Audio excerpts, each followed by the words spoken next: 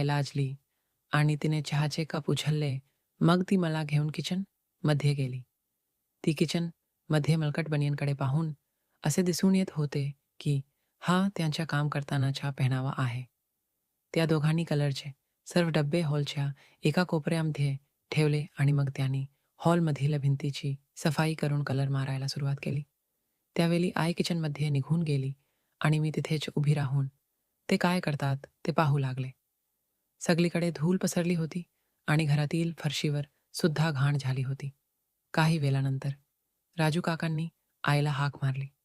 आई किचनमधून बाहेर आली तेव्हा त्यांनी आईला हॉलमधील वस्तूंवर काहीतरी झाकायला सांगितले जेणेकरून त्या वस्तूंवर कलर पडणार नाही.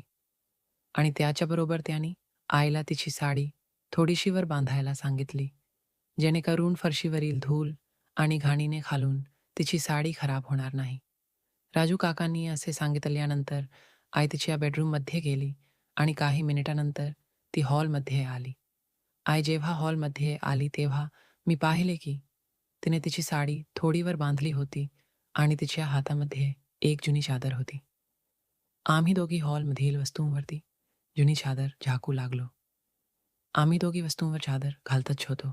त्याचवेळी राजू काका आले आणि त्यांनी माझ्या हातातील चादर घेतली आणि त्यांनी मला एका बाजूला थांबायला सांगितले.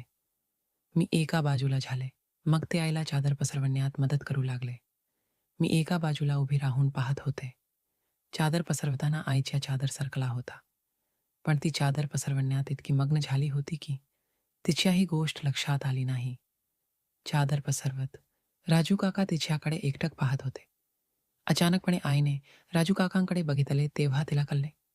आईने लगेचच तिच्या सरळ केला आणि चादर ठेवून ती दुसरीकडे वळली आणि ती दुसऱ्या वस्तू व्यवस्थित ठेवू लागली. आई दुसऱ्या वस्तू व्यवस्थित ठेवत असताना राजू काका आईच्या अवतीभोवती फिरू लागले. आईने सर्व वस्तू व्यवस्थित ठेवल्या आणि मग ती मला घेऊन किचनमध्ये गेली. किचनमध्ये मी बसले होते आणि ती काम करत होती. काही मिनिटानंतर आम्हा दोघींना त्या दोघांच्या बोलण्याचा आवाज ऐकू येऊ लागला.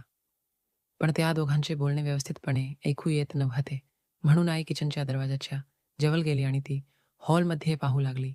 पण काही सेकंदानंतर अचानकपणे ती हलूच्या किचनच्या दरवाजाच्या आड लपून हॉलमध्ये डोकावून पाहू लागली.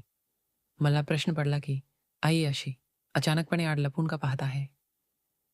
म्हणून मी तिच्याजवळ गेले आणि मीही हल्लूच डोकावून हॉलमध्ये पाहू लागले. तेव्हा मला दिसले की ते दोघेही हसत हसत काहीतरी बोलत होते आणि बोलता बोलता राजू काकाला पाहत होते. ते दोघे बोलत असताना अचानकपणे राजू काकांनी अनिल काकांच्या डोक्यावर त्यांचा हात ठेवला आणि त्यांनी त्यांचे डोक दाबले. मग राजू काका त्यांची पाय हलवून इशारा मारतात तसे काहीतरी चाले करून अनिल काकांना दाखवत होते. अचानक आईच्या तोंडातून आवाज आला म्हणून मी आईकडे बघितले. ती त्यांच्याकडे एकटक बघत होती. त्याच्याबरोबर ती तिची मान फिरवत होती आणि ती कोणत्या तरी विचारात होती. जणू तिच्या डोक्यामध्ये वेगवेगळे विचार सुरू होते. मी आईला विचारले की ते काका त्यांची पाय फिरवून काय करत आहेत.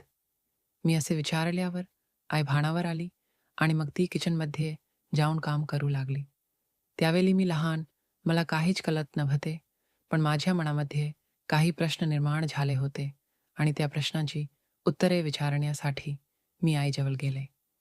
पण ती हाताने काम करत होती आणि ती कोणत्या तरी विचारात गढून गेली होती.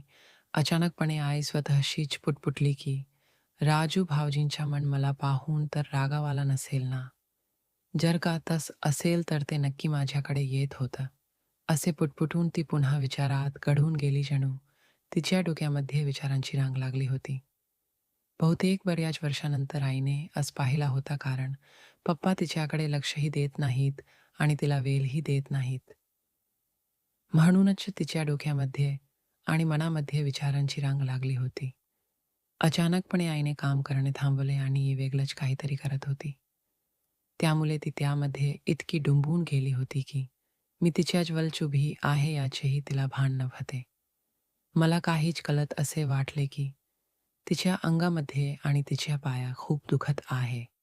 त्यामुळे ती तिचे डोळे बंद करून ओरडत आहे आणि त्यामुळेच ती तिच्या पायाला दाबत आहे. काही मिनिटानंतर मला राहवले नाही. म्हणून मी आईला विचारले, आई